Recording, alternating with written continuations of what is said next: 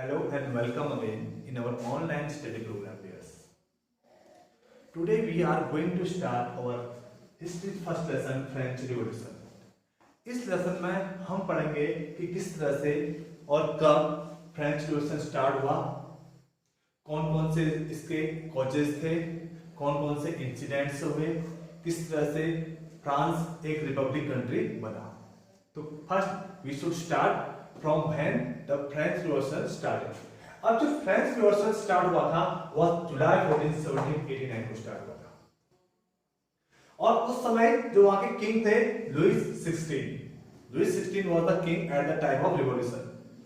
तो सब उसके बाद जो रिवॉल्यूशनरीज ने जो सबसे पहला अटैक किया था वह बेस्टाइल के फोर्टिस प्रिजन पर वो अटैक किया था और सारे के सारे जो लोग थे वो फोर्टिस प्रिजन से नफरत करते थे क्योंकि वह रॉयल कोर्ट के लिए एक प्रेस्टीज थी। जो फोर्टिस प्रिजन थी वह रॉयल कोर्ट के लिए प्रेस्टीज थी, इसलिए सारे जो फ्रेंच का जो आम नागरिक थे वह उससे नफरत करते थे और उन लोगों ने इस प्रिजन पर अटैक किया और जितने भी प्रिजनर्स थे उनको वहां से मुक्त कराया। तो 14 जुलाई 1789 से वहां पर एक नए युग की शुरुआत हुई, एक रिवॉल्यूशन का स्टार्ट हुआ। अब हर रिवॉल्यूशन के पीछे कोई ना कोई फैक्टर्स होते थे, तो इसी तरह से फ्रेंच रिवॉल्यूशन में भी बहुत सारे फैक्टर्स थे, बहुत सारे कॉजेस थे, social cause, economic cause and political cause. कि कौन कौन से ऐसे सोशल कॉजेस थे, कौन कौन से इकोनॉमिक कॉजेस थे और कौन कौन से पॉलिटिकल कॉजेस थे। अब हम पहले बात करेंगे सोशल कॉजेस की। कौन से ऐसे सोशल कॉजेस थे जिसके कारण फ्रेंच रिवॉल्यूशन स्टार्ट हुआ था। Here the word written old regime. Old regime एक ऐसा वर्ड था जो 14 जुलाई 1789 से पहले यूज किया जाता था और वो रॉयल कोर्ट के लिए यूज किया जाता था। उस समय पर फ्रांस की जो सोसाइटी थी, जो लोग थे वो 3 क्लासेस में या 3 एस्टेट्स में बटे हुए थे, 3 वर्ग में लोग बटे हुए थे। First estate, second estate and third estate में। फर्स्ट एस्टेट में क्लर्जी, नोबिलिटी ये लोग आते थे, चर्च फादर से लोग आते थे। सेकंड एस्टेट में वे लोग आते थे जो कोर्ट में, जो राजा के राजमहल में किसी न किसी डेजिग्नेशन पर आसीन थे, जो जिनके पास कोई ना कोई रॉयल डेजिग्नेशन था। थर्ड एस्टेट में आम आदमी आते थे, जैसे लॉयर्स हैं, डॉक्टर्स हैं, बिजनेसमैन हैं, पीजेंट्स हैं, लेबरर्स हैं, वे लोग आते थे। अब इनके लाइफस्टाइल में बहुत ज्यादा डिफरेंस था और जो थर्ड स्टेट के लोग थे उनके साथ बहुत बुरा व्यवहार किया जाता था, इकोनॉमिकली भी और सोशली भी। फर्स्ट एस्टेट और सेकंड एस्टेट के 2 लोग थे, उनका जो टोटल नंबर था वो टोटल पॉपुलेशन का 10% था।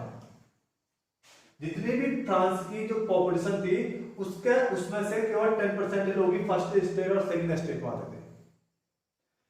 और देखिए उनके पास टोटल लैंड का, फ्रांस की टोटल लैंड का 60% उन लोग के अंदर था,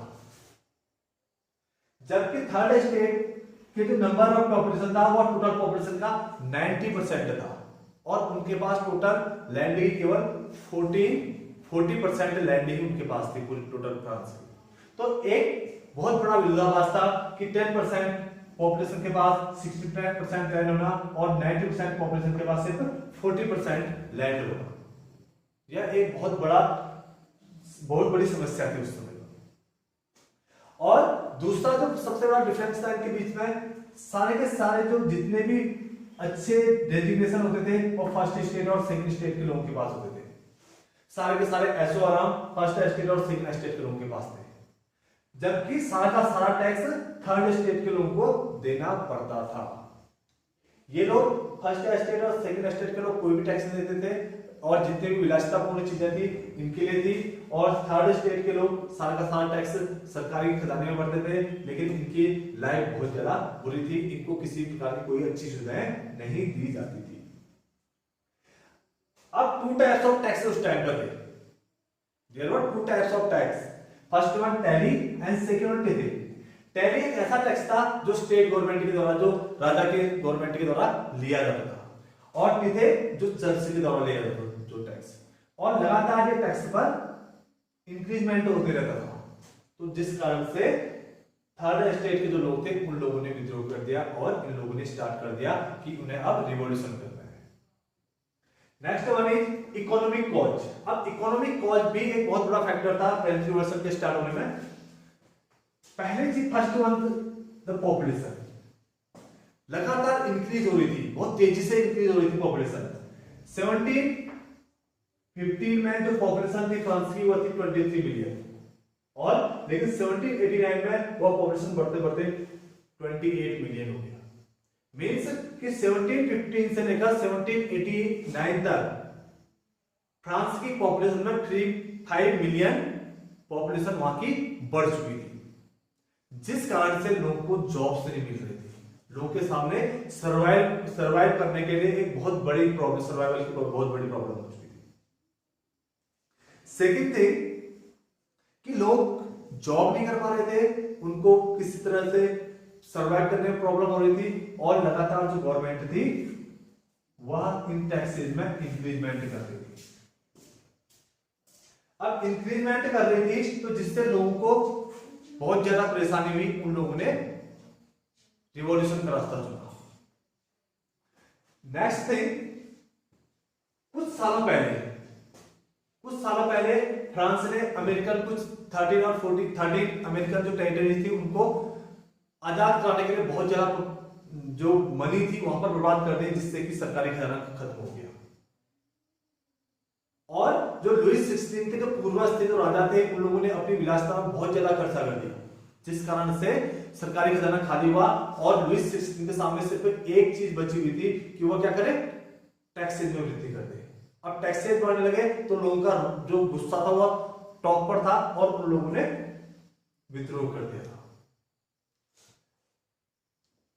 So dears, it was today's lecture in history. We will continue the political passage for the next lecture. So take care. Have a nice day. Thanks.